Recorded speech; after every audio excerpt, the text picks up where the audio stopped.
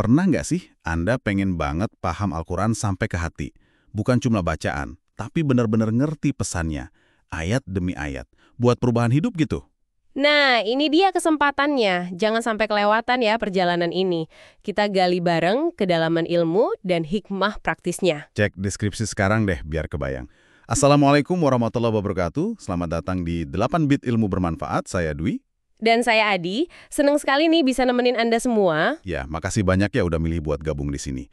Jangan lupa ikuti podcast kami sama subscribe juga kanal YouTube 8 Bit Ilmu Bermanfaat biar nggak ketinggalan episode-episode baru. Betul banget. Nah, di serial ini kita bakal mulai satu perjalanan yang spesial ya.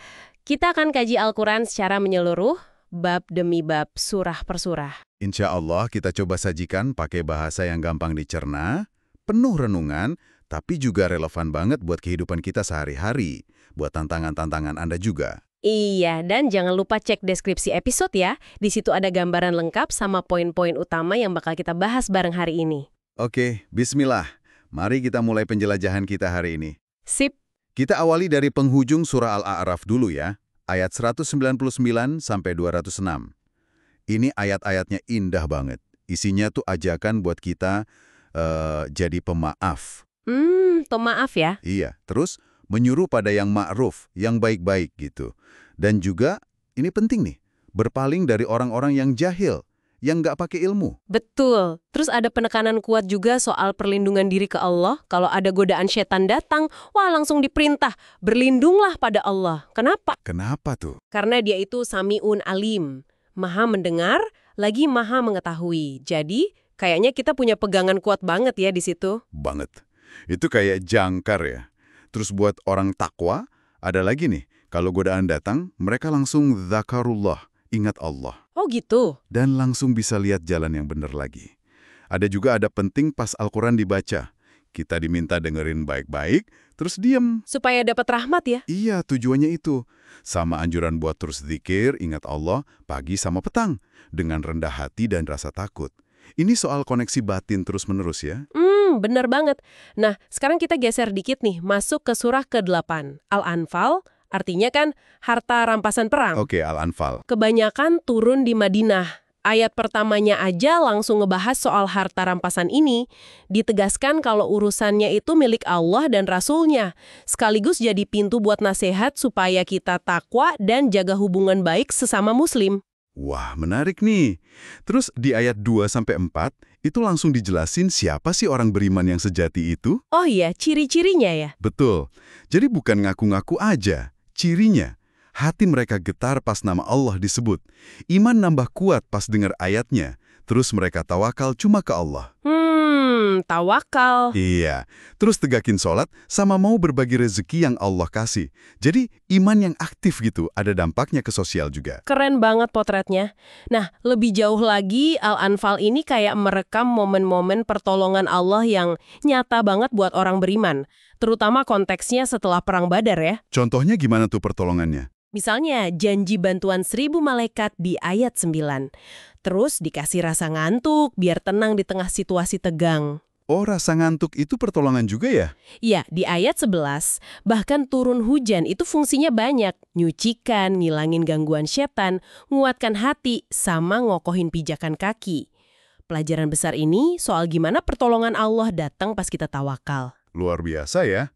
Nah, kalau pas hadapin musuh yang emang merangi, surah ini juga kasih panduan jelas kan? Betul, ada perintah buat teguh, sabat namanya. Bahkan ada detail teknis di medan perang disebut di ayat 12. Terus ada larangan lari dari perang, kecuali emang taktik ya. Tujuannya apa sih kok sampai segitunya? Tujuannya jelas, di ayat 39 disebut, sampai nggak ada lagi fitnah, gangguan keimanan gitu. Dan agama ini murni buat Allah aja, perjuangannya ke arah sana. Oke, tapi Al-Quran kan sering banget ngasih keseimbangan ya? Nah, itu dia. Di tengah perintah tegas soal perang, ada pintu damai dibuka.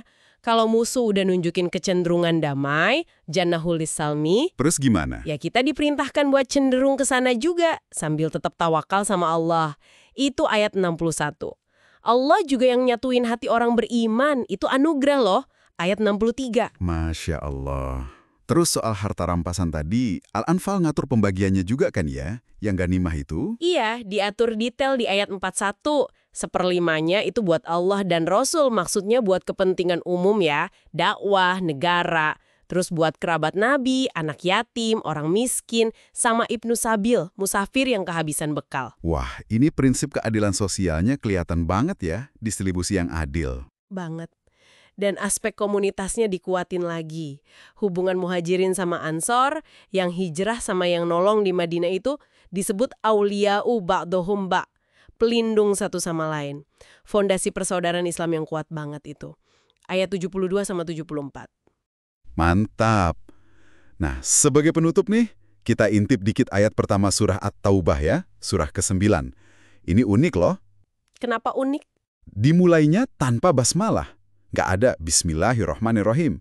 Ayat pertamanya itu kayak pernyataan bara'ah, pemutusan hubungan gitu, dari Allah dan Rasulnya terhadap perjanjian sama kaum musyrikin tertentu yang terus ngelanggar, kayak nandain babak baru.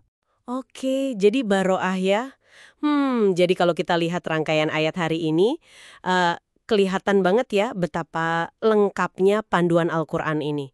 Dari mulai benerin diri sendiri, akhlak pemaaf, zikir. Pentingnya komunitas, taat, terus hadapi ujian pakai tawakal dan ikhtiar. Panduan pas konflik dan damai, sampai keadilan ngelola sumber daya dan persaudaraan. Komplit banget. Nah, ini mungkin jadi bahan renungan buat Anda di rumah nih. Gimana ya prinsip-prinsip tadi, kayak tawakal yang aktif, jaga persatuan, adil, terus seimbang antara tegas sama damai, itu bisa kita hidupkan. Iya, gimana cara menerapkannya dalam situasi hidup Anda sehari-hari, baik yang kecil maupun yang besar. Tantangan dan pilihan-pilihan kita kan banyak ya. Betul. Oke deh, terima kasih banyak sudah menyimak kajian 8 bit ilmu bermanfaat hari ini. Jangan lupa terus ikuti kami ya. Semoga ada manfaatnya. Sampai ketemu lagi di kajian surah Al-Quran berikutnya. Wassalamualaikum warahmatullahi wabarakatuh.